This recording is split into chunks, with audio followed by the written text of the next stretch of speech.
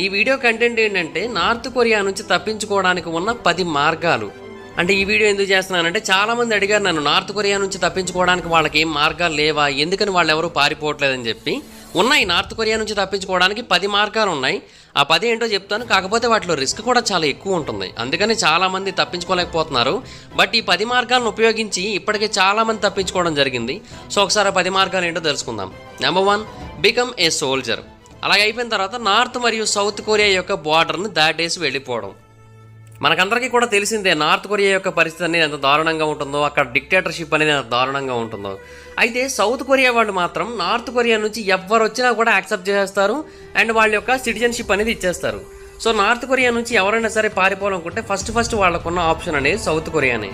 కాకపోతే రెండు దేశాల మధ్య ఇప్పటికీ కూడా చాలా రకాల ప్రాబ్లమ్స్ అయితే ఉన్నాయి. అండ్ మనం అనుకున్నంత ఈజీ అయితే కాదు నార్త్ కొరియా నుంచి సౌత్ కొరియాకి పారిపోవడం.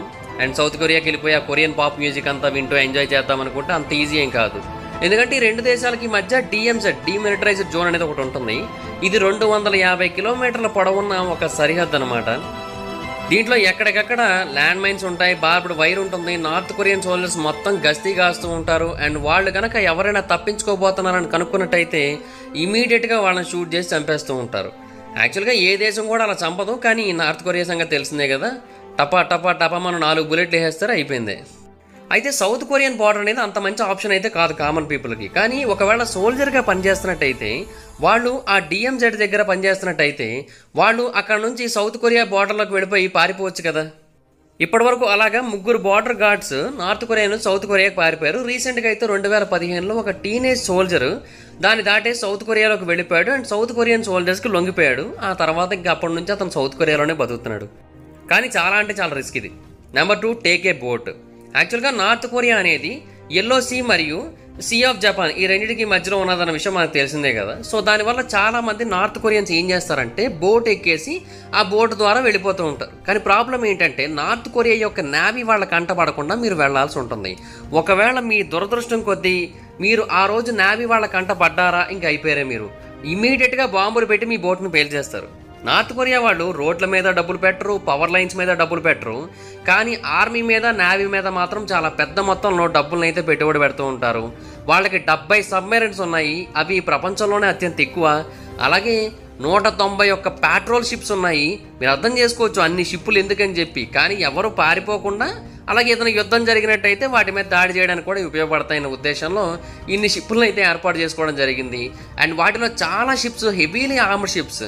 సో ఒకవేళ మీరు కనుక అలాంటి ఏదైనా ఒక షిప్కి తప్పించుకుంటూ, అంటే చిన్న పడవలో వెళ్తూ కనిపించారనుకోండి సౌత్ కొరియా వైపు వెళుతూ, ఇమీడియట్గా వాళ్ళ దగ్గర ఉన్న బాంబులు కానీ రాకెట్ లాంచెస్ కానీ తీసి ఇంకా మీ మీద వేసేస్తారు. కాకపోతే 2011 నుంచి ఇప్పటి వరకు 22 మంది ఈ సముద్ర మార్గాన్ని ఉపయోగించి తప్పించుకున్నారట నార్త్ కొరియా నుంచి సౌత్ కొరియాకి. Number 3, fly Air Koryo. యాక్చువల్గా కొరియాలో ఒక ఎయిర్ సర్వీస్ ఉంటుంది. కోర్స్ డెల్టా విమానాలు ఏమి అంత వరస్ట్ విమానాలు ఏమీ కాదు, కానీ నార్త్ కొరియాలో ఒక సర్వీస్ ఉంటుంది, దాని పేరు ఎయిర్ కొరియో.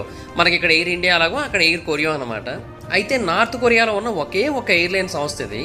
ఈ సంస్థ దాంట్లో ఎక్కిన ప్యాసింజర్లకి మధ్యాహ్నం భోజనం టైంలో ఒక వింతైన మాంసం పెడుతుంది. అది చికెనో అర్థం కాదు, మటనో అర్థం కాదు, మేకో అర్థం కాదు, ఒంటో అర్థం కాదు, పందో అర్థం కాదు, అసలు ఏ జీవో కూడా అర్థం కాదు. అండ్ వాళ్ళు ఫ్లైట్లో వెళ్తున్నప్పుడు అక్కడ ప్లే అయ్యే సినిమాలన్నీ కూడా ప్రాపగాండా సినిమాలే. తెలిసిందే కదా నార్త్ కొరియా అంటేనే ఇంకా ఆ సినిమాలు ప్లే అవుతూ ఉంటాయి, ఇంక వేరే ఆప్షన్ లేదు మనకి. సో అందుకని దీనికి 1 స్టార్ మాత్రమే ఇస్తూ ఉంటారు. అయితే ఈ ప్లేన్లో ఎవరైతే ఎయిర్ హోస్టెస్గా చేరుతూ ఉంటారో వాళ్ళంతా కూడా వేరే దేశాలకు వెళ్ళిపోయే అవకాశాలు అయితే ఉంటాయి వాళ్ళకి. అంటే వాళ్ళు అలా ట్రావెల్ చేస్తున్నప్పుడు ఆయా దేశాలలో దిగిపోయి ఇంకా అక్కడ నుంచి ఆ దేశంలోకి వెళ్ళిపోయి ఆ తర్వాత ఇంకా అక్కడ హ్యాపీగా ఉండొచ్చు అని అనుకుంటూ ఉంటారు. కాకపోతే ఇక్కడ కూడా ఒక చిన్న రిస్క్ ఉంది. అదేంటంటే ఈ విమానాలు కేవలం 2 దేశాలకు వెళ్తూ ఉంటాయి. ఒకటేమో చైనాకి, 2 రష్యాకి. సో ఒకవేళ ఒక పైలట్ కనుక తన విమానాన్ని అక్కడ వదిలేసి చైనాలోకో రష్యాలోకో పారిపోయాడు అనుకుందాం, వాళ్ళు పట్టుకొని వచ్చి మళ్ళీ నార్త్ కొరియాకి అప్పచెప్పేస్తారు. పారిపోయినందుకు వీడికి మళ్ళీ శిక్ష ఉంటుంది. సో వీడు ఏం చేయాలంటే ముందుగానే పక్కా ప్లానింగ్తో చైనాలో దిగిపోయో లేదంటే రష్యాలో దిగిపోయో అక్కడ నుంచి మళ్ళీ ఇమీడియట్గా వేరే దేశానికి జంప్ అయిపోవాలి. అప్పుడు మాత్రమే వాడు సేవ్ కాగలడు. హాయ్ ఫ్రెండ్స్, మీరు ఎప్పుడైనా సరే 5,000 రూపాయల ప్రోడక్ట్ 250 రూపాయలకి రావడానికి గమనించారా? లేదు కదా. కానీ అమెజాన్, ఫ్లిప్కార్ట్ లాంటి కంపెనీస్ ఏం చేస్తూ ఉంటాయంటే కొన్ని గోల్డెన్ హవర్స్ టైంలో మెగా డీల్స్ ఇస్తూ ఉంటాయి. ఆ డీల్స్ టైంలో ఒక్కొక్క ప్రోడక్ట్ మీద 90% నుంచి 95% వరకు డిస్కౌంట్ అయితే ఉంటుంది. అయితే ఈ డీల్స్ కోసం మీరు కాన్స్టెంట్గా ఆ యాప్స్ చెక్ చేస్తూ ఉండలేదు కదా. కానీ మీకోసం నేను వాటన్నిటిని కూడా కాన్స్టెంట్గా చెక్ చేస్తూ ఉంటాను. అండ్ దాంట్లో ఎప్పుడు ఏ డీల్ పెట్టినా కూడా ఇమీడియట్గా మీకు ఆ ప్రోడక్ట్ని అయితే షేర్ చేస్తాను. మీరు ఇమీడియట్గా ఆ ప్రోడక్ట్ని పర్చేస్ చేయొచ్చు దాని నుంచే. అండ్ అంతేకాదు కొన్ని ఎక్స్ట్రాడినరీ ప్రొడక్ట్స్ ఉంటాయి, వాటిని మీరు బయట ఎక్కడ కూడా చూడరు. వాటి గురించి కూడా నేను మీకు షేర్ చేస్తాను. మీరు సింపుల్గా చేయాల్సింది ఒకటే, కింద డిస్క్రిప్షన్లో మన టెలిగ్రామ్ ఛానల్ లింక్, మన వాట్సాప్ ఛానల్ లింక్, మన ఇన్స్టా బ్రాడ్కాస్ట్ ఛానల్ లింక్ ఉంటాయి. వీటిలో మీరు ఏ యాప్ ఎక్కువగా వాడతారో ఆ యాప్కి సంబంధించిన లింక్ మీద క్లిక్ చేసి ఆ యాప్లో ఉన్న మన ఛానల్ని ఫాలో అవ్వండి. దాంట్లో రెగ్యులర్గా చాలా ప్రొడక్ట్స్ అయితే మీకు అప్డేట్ అవుతూ ఉంటాయి. అండ్ ఆ ప్రొడక్ట్స్లో మీకు ఏది నచ్చినట్టయితే దాన్ని మీరు కొనుగోలు చేయొచ్చు వెంటనే. సో డిస్క్రిప్షన్లో లింక్స్ ఉన్నాయి, వెంటనే ఫాలో అవ్వండి. Number 4, take your family. యాక్చువల్గా నార్త్ కొరియాలో బ్రతకడం అని చాలా అంటే చాలా కష్టమైన విషయం, అది మనకందరికీ కూడా తెలిసిందే. అయితే కేవలం కిమ్ జాంగ్ ఉన్ యొక్క లైఫ్ మాత్రమే చాలా బాగుంటుంది, మిగతా వాళ్ళ లైఫ్లు అన్నీ కూడా చాలా దారుణంగా ఉంటాయి. కిమ్ జాంగ్ ఉన్కి ఏముంది, లగ్జరీ రిసార్ట్స్లో ఉంటాడు, తింటాడు, సిగరెట్లు కాలుస్తాడు, తింటాడు, ఆ తర్వాత ఫోన్లు మాట్లాడతాడు, తింటాడు, ఆ తర్వాత మీటింగులు పెడతాడు, తింటానే ఉంటాడు మొత్తానికి. కానీ మిగతా వాళ్ళకి అలా కుదరదు కదా. సో జీవితం అనేది చాలా కష్టంగా ఉంటుంది కాబట్టి కొంతమంది అక్కడ నుంచి పారిపోవడానికి ట్రై చేస్తారు. అయితే అలా ఎవరైతే పారిపోతారో వాళ్ళ కుటుంబీకుల్ని అక్కడ ఉన్న ప్రిజన్ క్యాంప్స్లో పడేస్తారు, అది కూడా ఎన్నో ఏళ్ల పాటు పడేస్తారు. సో కుటుంబం అంటే ప్రేమ ఉన్న వాళ్ళు పారిపోవాలనుకోరనమాట. ఒకవేళ పారిపోవాలనుకున్నట్టయితే మొత్తం వాళ్ళ కుటుంబం మొత్తాన్ని కూడా తీసుకోవాలి. లేదు అంటే కుటుంబం మొత్తాన్ని కూడా ఇంక వదిలేసి వాళ్ళు ఎటుపోయినా కూడా నాకు అనవసరం, మనం మాత్రం కొంచెం తప్పించుకుంటే బెటర్ అని ఆలోచిస్తూ ఉంటారు కొంతమంది. అలాంటి వాళ్ళు అయితే ఇంకా పారిపోవచ్చు ఇంకా. కానీ ఆ ప్రిజన్ క్యాంప్స్లో పరిస్థితులు ఎంత దారుణంగా ఉంటాయంటే రోజులో 12 గంటలు పని చేయిస్తారు, సరిగ్గా తిండి పెట్టరు, సరిగ్గా నిద్ర ఉండదు, టార్చర్ విపరీతంగా ఉంటుంది, స్లీప్ డెప్రివేషన్ ప్రాబ్లమ్స్ వస్తూ ఉంటాయి, విపరీతంగా కొడుతూ ఉంటారు. అండ్ ఇన్ఫ్యాక్ట్ కొంతమంది అయితే అక్కడ ఉన్న చనిపోయిన ఎలకల్ని, పురుగుల్ని, వీటిని కూడా తింటూ ఉంటారంట, వేరే ఆప్షన్ లేక, ఏం చేయాలో తెలియక, అంటే ఆకలికి తట్టుకోలేక.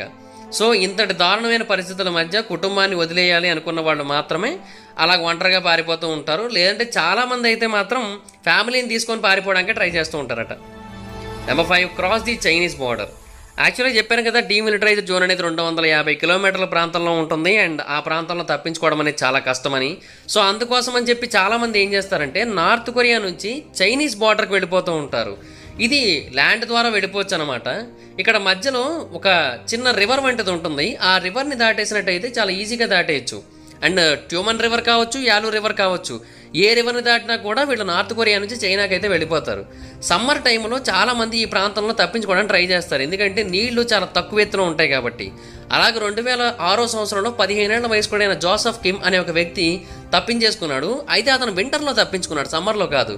వింటర్లో ఎందుకంటే మొత్తం ఆ ప్రాంతంలో నీళ్ళన్నీ కూడా గడ్డగట్టేస్తే ఆ ఐస్ గడ్డల మీద నడుచుకుంటూ అతను చైనాకి వెళ్ళిపోయాడు అనమాట. సో అక్కడికి వెళ్ళిన తర్వాత అతను ఏదో మెల్లిగా ఎస్కేప్ అయిపోయాడు, తప్పించేసుకున్నాడు ఆ చైనా నుంచి కూడా ఎవరికి దొరకకుండా. ఆ తర్వాత వేరే దేశాలకు వెళ్ళిపోయాడు అతను.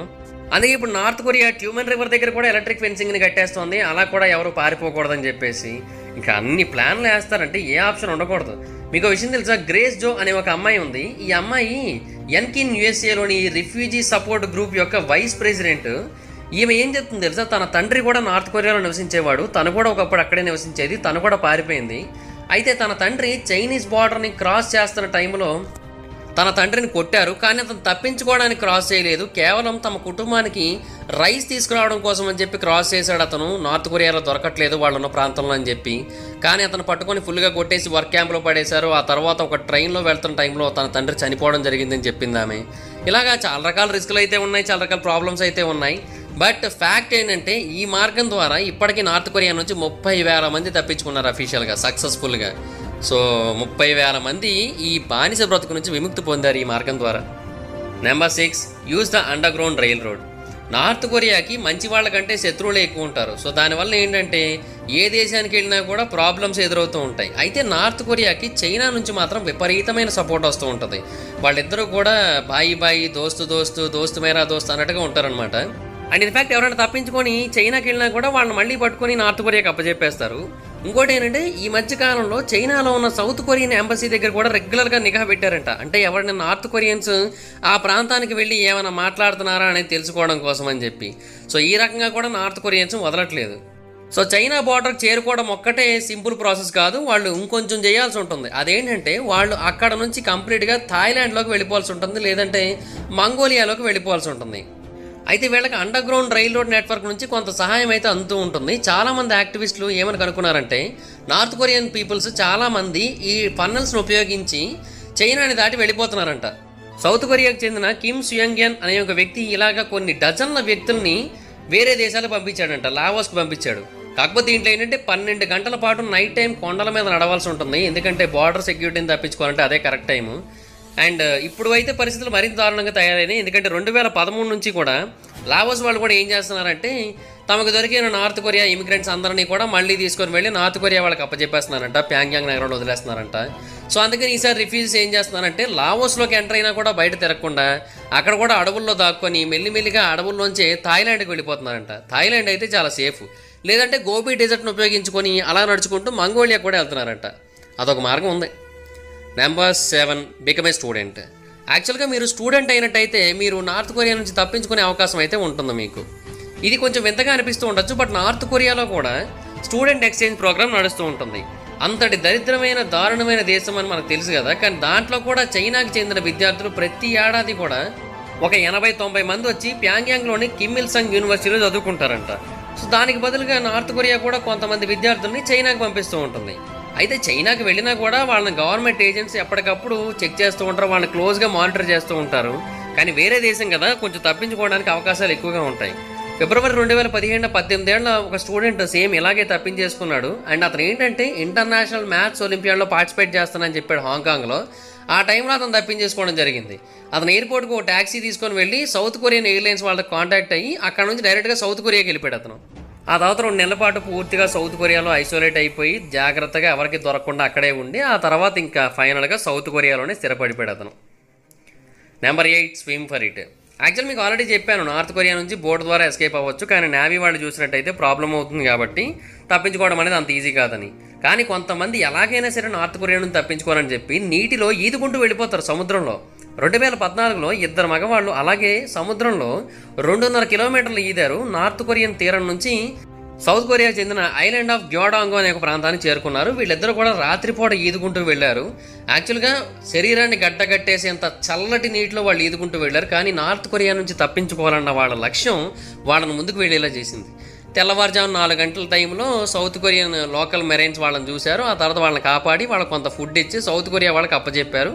వాళ్ళైతే ఇంకా హ్యాపీగా సౌత్ కొరియాలోనే ఉంటున్నారు. వాళ్ళు నైట్ టైం వెళ్తున్నారు, పైగా అప్పుడప్పుడు నీటిలో ఈదుకుంటూ అప్పుడప్పుడు మాత్రమే పైకి వస్తూ ఆక్సిజన్ కోసం ఇలాగ చాలా ఈజీగా తప్పించేసుకున్నారు. ఎందుకంటే అంత చీకట్లో సబ్మెరైన్ కూడా చూడలేదు వాళ్ళని. సో అందువలన ఏంటంటే వాళ్ళు ఈజీగా తప్పించుకుంటున్నారు. కానీ ఒక ప్రాబ్లం ఉంది అక్కడ. ఆ 2.5 కిలోమీటర్లు కూడా చాలా అంటే చాలా కఠినమైన వాటర్స్లో వెళ్లాల్సి ఉంటుంది. ఒకటి చల్లగా ఉంటాయి, రెండోది వాటర్ ఫోర్స్ చాలా ఎక్కువ ఉంటుంది. దానికి వ్యతిరేకంగా ఈదుకుంటూ వెళ్ళడం అంటే చాలా కష్టమైన పని. అది కూడా నార్త్ కొరియాలో నివసించే వాళ్ళ యొక్క పరిస్థితి ఎంత దారుణంగా ఉంటుందో తెలుసు. వాళ్ళకి సరిగ్గా ఫుడ్ ఉండదు, వాళ్ళకి సరిగ్గా హెల్త్ ఉండదు. ఆ టైంలో ఈదుకుంటూ వెళ్ళాలి. కానీ తప్పించుకోవాలంటే అదొక మార్గం అయితే ఉంది. ఇలా చాలామంది తప్పించుకున్నారు ఇప్పటివరకు. Number 9, join a labour camp. యాక్చువల్గా మీరు విన్నది వాస్తవమే. ఏం చేస్తారంటే కొంతమందిని లేబర్ క్యాంప్స్లో చేర్పించిన తర్వాత వాళ్ళని వేరే దేశాలకు పనులకు పంపిస్తూ ఉంటారు. నార్త్ కొరియాకి పుతిన్కి మధ్య ఒక డీల్ ఉంది. పుతిన్ ఏం చేస్తారంటే నార్త్ కొరియా నుంచి కొన్ని వేల మంది ఇలాగా లేబర్ క్యాంప్స్ నుంచి పిలిపించుకొని వాళ్ళందరినీ కూడా ఇక్కడ పెద్ద పెద్ద కన్స్ట్రక్షన్ ప్రాజెక్ట్స్లో పనులు చేయించుకుంటాడు. For example world cup stadium అంటే అలా అన్నారు, బయట టాక్. మరి దానికి కూడా అందరూ నార్త్ కొరియా వాళ్ళే పనిచేశారని ఏమో. అయితే దీనికి బదులుగా రిటర్న్ పుతిన్ ఏమో ప్యాంగ్యాంగ్ నగరానికి $7 మిలియన్ ఇస్తాడు ప్రతి ఏడాది కూడా. ఈ డబ్బు మొత్తాన్ని కూడా మళ్ళీ ఏం చేస్తారు, మిజైల్స్ను కొనడంలో కిమ్ జాంగ్ ఉన్ తాగడానికి తినడానికి ఉపయోగిస్తూ ఉంటారు. సరే, అది వేరే విషయం. కానీ అయితే ఇలాగ ఈ క్యాంప్ ద్వారా ఎవరైతే వేరే దేశానికి వెళ్తూ ఉంటారో అక్కడ నుంచి తప్పించేసుకున్న వాళ్ళు కూడా కొంతమంది ఉన్నారు. అంటే ఆ క్యాంపు నుంచి తప్పించుకోవడం ఈజీ కదా, ఇంత పెద్ద దేశం నుంచి తప్పించుకోవడం కంటే. సో అలాగా చాలామంది ఇప్పటివరకు తప్పించుకున్నారు. చామ్ వాంగ్ బిక్ అనే ఒక వ్యక్తి 1999లో తప్పించుకున్నాడు. అతను ఏమంటాడంటే తనలాగే ఒక 40 మంది నార్త్ కొరియన్స్ ఆ టైంలో తప్పించుకున్నారని చెప్పాడు. అలాగే ఇంకా చాలామంది తప్పించుకునే ఉండొచ్చు ఇప్పటి వరకు. Number 10, work your way into the elite. యాక్చువల్గా నార్త్ కొరియాలో జీవితాలు అందరివి కూడా దరిద్రంగానే ఉంటాయి అనుకుంటాం కదా, కానీ అలా కాదు. కొంతమంది యొక్క లైఫ్ స్టైల్ మాత్రం చాలా బాగుంటుంది. వాళ్ళు మొబైల్ ఫోన్స్ వాడతారు, డిజైనర్ క్లాత్స్ వేసుకుంటారు, రోజుకి $10 $20 కాఫీలు కూడా తాగుతూ ఉంటారు పెద్ద పెద్ద రెస్టారెంట్స్కి వెళ్ళిపోయి. నార్త్ కొరియాలో కూడా హిప్స్టర్స్ ఉన్నారు. ఈ అప్పర్ క్లాస్ పీపుల్ నార్త్ కొరియాని వదిలి వెళ్ళిపోవాల్సిన అవసరం అయితే లేదు, కానీ వెళ్ళిపోవాలనుకుంటే వాళ్ళకు ఒక ఆప్షన్ అయితే ఉంది. వాళ్ళు బార్డర్ దగ్గర ఉన్న గార్డ్స్కి డబ్బులు ఇచ్చేసి వెళ్ళిపోవచ్చు. అండ్ ఇంకోటి ఏంటంటే వాళ్ళు కొన్ని రకాల ప్రత్యేకమైన ఫెసిలిటీస్ని కలిగి ఉంటారు కాబట్టి వాటిని యూజ్ చేసుకుని కూడా తెలివిగా తప్పించేసుకోవచ్చు. కానీ వాళ్ళు వెళ్ళరు, ఎందుకంటే ఒక సగటు సిటిజన్ కలలో కూడా ఊహించనండి గొప్ప గొప్ప విషయాలు వాళ్ళకి అందుబాటులో ఉంటాయి.